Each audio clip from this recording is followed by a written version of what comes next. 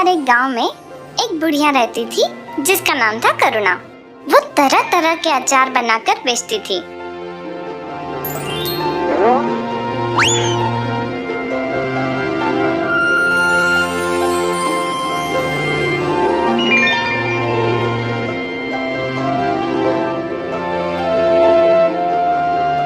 करुणा का स्वभाव बहुत ही अच्छा और मददगार था। उस गांव में कोई अचार की दुकान नहीं थी। कुछ ही दिनों में करुणा का व्यापार बढ़ने लगा और उसने अपने घर के बाहर एक नई दुकान लगाई जहां से वो अचार बेचने लगी।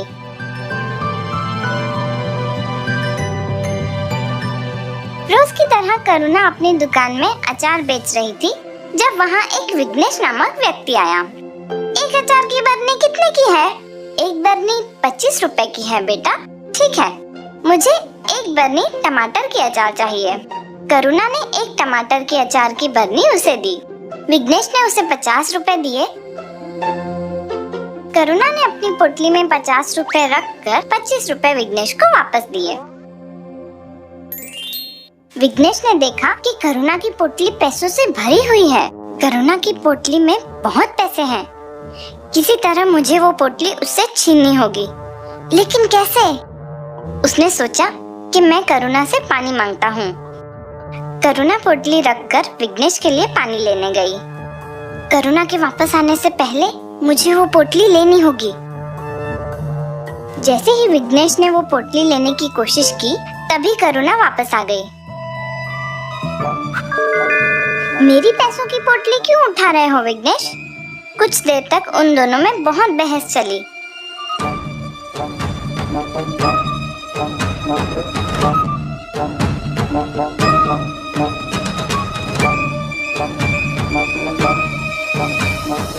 और विघ्नेश ने कहा, अब ये पंचायत ही तय करेगी कि ये पोटली किसकी है।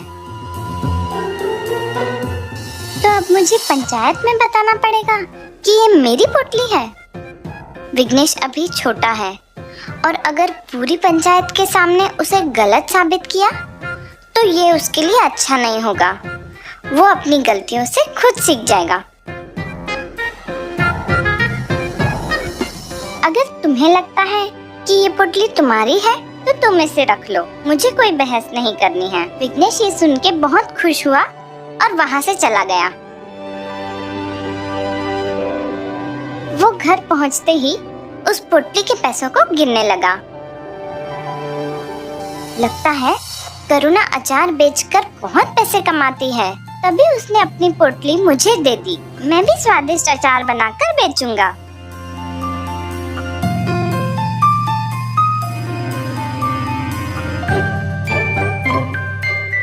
अपने पैसों में करुणा से चुराए हुए पैसे जोड़कर उसने नई सामग्री लाई और अचार बनाना शुरू किया।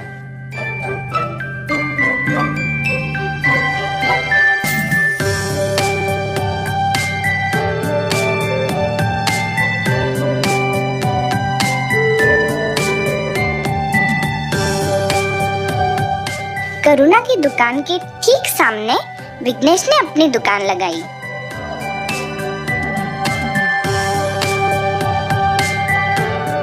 अचार ले लो अचार, नींबू आम मिर्ची की ताजी अचार।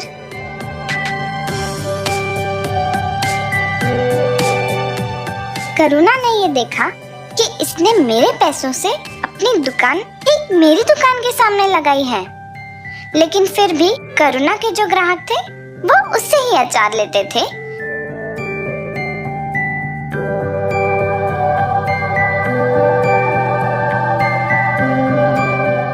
ना कि विघ्नेश से, क्योंकि विघ्नेश एक नया व्यापारी था। लोग उसकी दुकान से अचार नहीं ले रहे थे और इसके चलते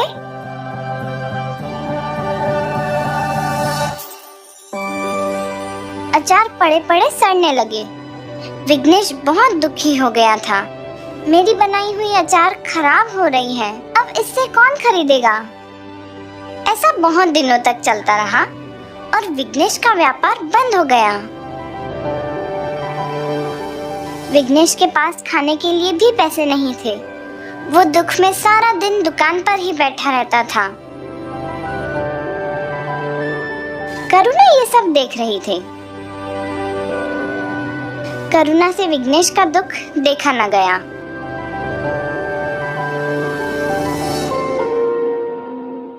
और वो उसके दुकान पर गई। विघ्नेश ने करुणा को देखकर भी अनदेखा किया। विघ्नेश, तुम क्यों दुखी हो? तुम अचार की बरनियां बदल क्यों नहीं रहे हो?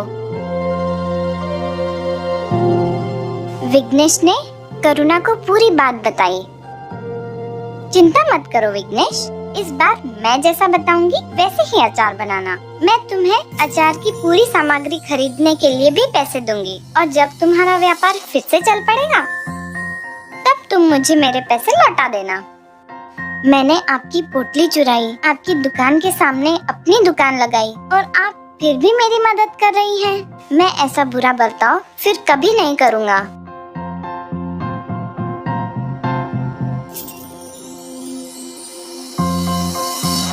जैसा करुणा ने बताया, विघ्नेश ने वैसा ही किया।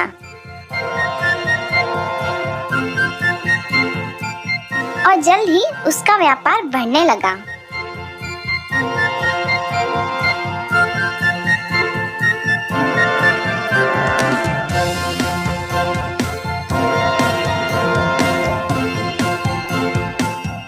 विघ्नेश ने करुणा के सारे पैसे लौटा दिए।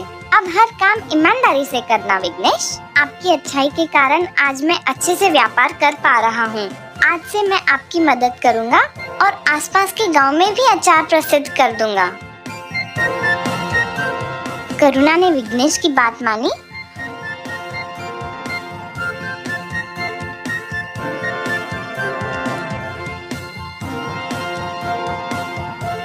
और अचार आसपास के गांव में बहुत प्रसिद्ध हुई।